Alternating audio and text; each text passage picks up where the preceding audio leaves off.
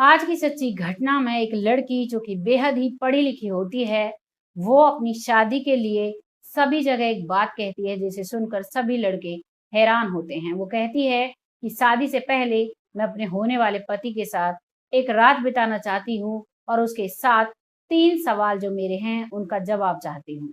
इस बात को सब सुनते हैं और उसके पास बहुत सारे नौजवान आते हैं क्योंकि जो लड़की थी वो एमबीए थी, बहुत पढ़ी लिखी थी और उसे अपनी पढ़ाई का बहुत गुमान था जिसका नाम था रज्जो। आइए जानते हैं सच्ची घटना में कि आखिरकार वो 3 क्या सवाल थे जिन्हें सुनकर सभी लड़के रह जाते थे, कोई भी रज्जो से शादी नहीं कर पाता है।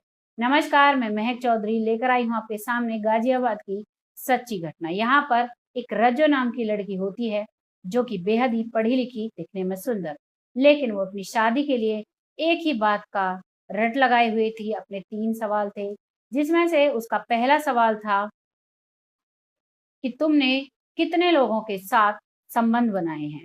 लड़के से पूछती है, तो लड़के इस बात को सुनकर बहुत अटपटे जवाब दिया करते थे, जिन बात को सुनकर रज्जो उन्हें कैंसल कर दिया करती थी, उनके साथ कोई रिश्ता नहीं रखती थी। जब लगातार ऐसा चल रहा था, लड़कों में ये बात फैली हुई थी, तो इस बात को सुनकर एक रफ़ीक नाम का लड़का होता है, जो कि अनपढ़ है लेकिन समझदार बहुत है, बहुत ही होशियार, बहुत दिमागदार होता है। रफ़ीक जो है वो सोचता है कि मैं इसके सारे सवालों का जवाब दे सकता हूँ, तभी रफ़ीक पहुँच जाता है रज्जो के पास और रज्जो से कहता है कि जो तुम सवाल करोगे मैं सभी का जवाब दूँगा, लेकिन तुम्हें मेरे 3 सवालों का जवाब भी देना होगा। रज्जो को अपने आप पर बहुत गुमान था, वो कहती है बिल्कुल, तुम्हें पूरा हक है, अगर तुम मेरे सारे सवाल का जवाब दे देते हो, तो मैं भी तुम्हारे सारे सवाल का जवाब दे दूँगी। इस बात को दोनों में तय हो जाती है और अब दोनों एक कमरा बुक करते हैं।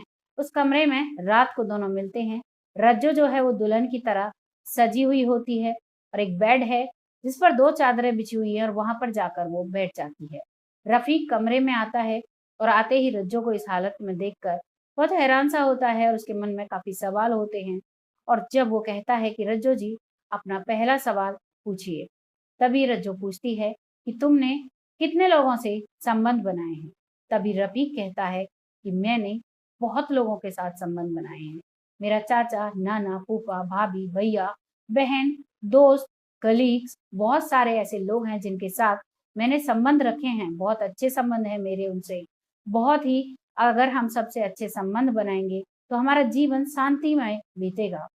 इस बात को सुनकर रज्जो हैरान हो जाती है, लेकिन उसे उसकी संतुष्टि का जवाब मिल चुका था। अब रफ़ीक कहता है कि रज्जो जी, अपना दूसरा सवाल बताइए। दूसरे सवाल पर पत्नी कहती है, रज्जो कहती है कि पत्नी को पति से क्या चाहिए? इस बात को सुनकर रफ़ीक बहुत ही सहजता से सब जवाब देता है कि पत्नी को पति से प्रेम चाहिए, उसकी अनकही बातों को समझने का बुद्धि चाहिए और उस पर उसकी जो भी ज़रूरत है उन सबको पूरा करने की एक ताकत चाहिए, पैसे वाइज़ भी और दिमाग वाइज़ भी।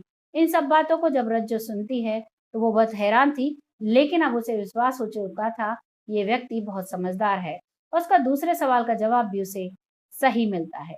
अब वो तीसरा सवाल करती है कि वो कहती है कि जो मेरे होने वाला पति हो, वो जब एक बार बैठ जाए, तो फिर वो उठे ना, अपना पूरा काम करके उठे। इस बात को सुनकर जो उसका जो रफ़ीक है, वो कहता है, "बिल्कुल सही सवाल आपने पूछा। जो आपका होने वाला पति होगा वो जब समाज में बैठेगा तो समाज के जो भी कोई पंचायत में बैठा है या फिर सामाजिक तौर पर कोई भी काम कर रहा है, जब तक वो पूरा नहीं होगा तब तक वो वहाँ से नहीं हटेगा।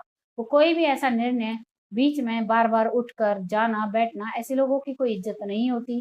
जो इज़्ज़तदार व्यक्ति होता है वो समाज में एक बार बैठ जाता है, तो जब तक फैसला नहीं होता तब तक नहीं उठता है। तीनों सवालों को सुनकर रज्जो खुश हो जाती है और कहती है कि मैं तुम मेरे पति बनने के लायक हो। आज मैं तुम्हारी हूँ, जो तुम चाहो वो कर सकते हो। इस बात पर रफ़ीक कहता है कि अगर मैं तुम्हारी इज़्ज़त के साथ खेलता हूँ, तो ये मेरी समझदारी नहीं होगी क्योंकि जो तुमने सवाल पूछे हैं, ये हर किसी के बस का नहीं है इन चीज़ों को इस सहजता से समझ पाए और जब मेरी तुम्हारी शादी हो जाएगी, जब तो तुम मेरी पत्नी ही होगी, तो हम अपने जीवन बहुत सादगी से काट सकते हैं। अगर तुम इजाज़त दो, तो मैं अपने सवाल तुम्हारे सामने रख सकता हूँ। तभी रज्जो कहती है, बिल्कुल, अपना सवाल ज़रूर बताइए। तभी वो कहता है कि मेरे पहला सवाल है कि अगर पत्नी एक बार लेट जाए, तो उठे ना। सारी रात वो उठे नहीं, इसका मुझे उत्तर चाहिए। इस बात में सुनते ही रिचो चकमका जाती है। बहुत हैरान होती है, लेकिन वो दिमागदार थी, काफ़ी माइंडेड थी और एमबीए उसने किया हुआ था। तो तभी वो मुस्कुराती है और जवाब देती है कि पत्नी ऐसी होनी चाहिए जो शाम को अपने सारे काम-काज निपटा कर सोए और फिर वो सुबह ही जगे। इस बात को सुनकर रफ़ीक मुस्कुरा जाता है और अब रफ़ीक दूसरा सवाल उसके सामने रखता है। पत्नी पति के साथ क्या लेती है? इस बात को सुनकर जो रज्जो है, वो मुस्कुराती है और जवाब देती है कि पत्नी पति के साथ एक अच्छी नींद लेती है। इस बात को सुनकर जो रफ़ीक है, वो खुश हो जाता है। फिर रफ़ीक का तीसरा सवाल होता है। रफ़ीक तीसरे सवाल में बोलता है कि पत्नी क्या देती है अपने पति को? रात को पत्नी अपने पति को क्या देती है? जैसे ही इस बात को रज्जो सुनती है, तो वो हँसने लगती है बहुत ज़ोर से और कहती है, एक अच्छी पत्नी अपने पति को रात को एक अच्छी सलाह देती है, क्योंकि पत्नी अगर समझदार हो तो एक बहुत अच्छी सलाहकार होती है। क्योंकि अगर पत्नी की सलाह, खासकर जब पत्नी समझदार हो, पति अगर समझता है, क्योंकि दिन भर की भाग-दौड़ में पति को इतना टाइम नहीं मिलता कि वो अपनी पत्नी से बैठकर बात कर सके, क्योंकि पति को कमाने जाना होता है, पत्नी को घर के बहुत सारे काम होते हैं। रात का समय ऐसा होता है जब पत्नी अपने पति से शांति से बात कर पाती है और अपने कुछ सलाह अपने पति के सामने रख पाती है। इस बात को सुनकर रफ़ीक खुश हो जाता है और रफ़ीक कहता है कि तुम मेरे टेस्ट में पास हुई और मैं तुम्हारे टेस्ट में, हम दोनों अब धूमधाम से शादी करेंगे। और अगली सुबह अपने परिवार वालों से वो शादी की बात करते हैं और कुछ ही दिनों में दोनों की शादी हो जाती है। दोनों बड़े ही प्यार से रहते हैं। ये थी एक ऐसी कहानी जिसको सुनोगे तो आपको हैरानी होगी कि क्या ऐसे सवाल रखकर भी शादी का फैसला किया जाता है। कहानी जैसी भी लगी हो कमेंट सेक्शन में ज़रूर लिखिएगा। बहुत जल्द फिर आती हूँ ऐसी एक सच्ची घटना के साथ। देखते रहिए तब तक हमारी न्यूज़। तब तक के लिए जय हिंद, जय भारत। और साथ ही साथ अगर पेज फॉलो नहीं किया हो, तो पेज को फॉलो कीजिएगा और मेरे चैनल को भी सब्सक्राइब